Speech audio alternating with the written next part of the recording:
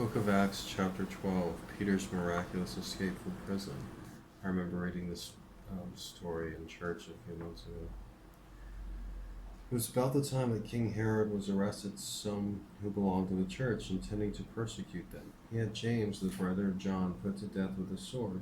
When he saw this pleased the Jews, he proceeded to seize Peter also. This happened during the Feast of Unleavened Bread. After arresting him, he put him in prison, handing him over to be guarded by 4 squads of 4 soldiers each. Herod intended to bring him out for public trial after the Passover.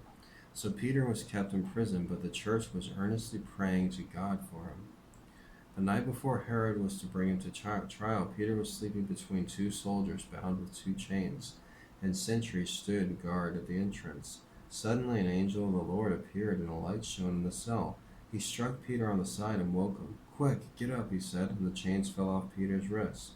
Then the angel said to him, "Put on your clothes and sandals," and Peter did so. "Wrap your cloak around you and follow me," the angel told him. Peter followed him out of the prison, but he had no idea what the angel was doing or what was happening. He thought he was seeing a vision. They passed through the first and second guards and came to the iron gate leading to the city. It opened for them by itself, and they went through it. When they had walked through the length of one street, suddenly the angel left him. Then Peter came to himself and said, "Now I know without a doubt that the Lord sent his angel and rescued me from Herod's clutches and from everything the Jewish people were anticipating." When this had dawned on him, he went to the house of Mary, the mother of John, also called Mark, where many people had gathered and were praying. Peter knocked at the outer entrance, and a servant girl named Rhoda came to answer the door. When she recognized Peter's voice, she was so overjoyed that she ran back without opening it and exclaimed, "Peter is at the door." "You're out of your mind," they told her. When she kept insisting that it was so, they said, "It must be his angel." But Peter kept on knocking, and when they opened the door and saw him, they were astonished. Peter motioned with his hand for them to be quiet and described how the Lord had brought him out of prison. "Tell James and the brothers about this," he said, and then he left for another place. In the morning there was a great commotion among the soldiers. What could have happened to Peter, they asked. After Herod had thorough search made for him and did not find him, he cross-examined the guards and ordered they be executed. A little harsh. Herod's death. Then Herod went from Judea to Caesarea and stayed there for a while.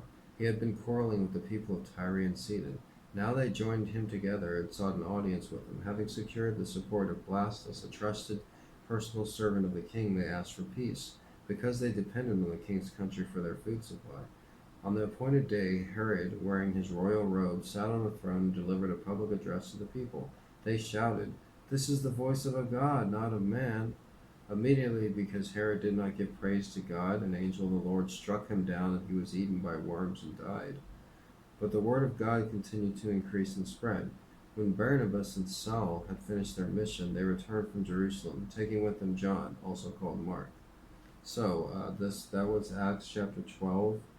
Peter miraculously escapes from prison with the help of the angels, and I notice when Peter escapes, he goes to Mary's house, where there's a bunch of people, Christians meeting, and he tells them, don't be boastful about God's miracle.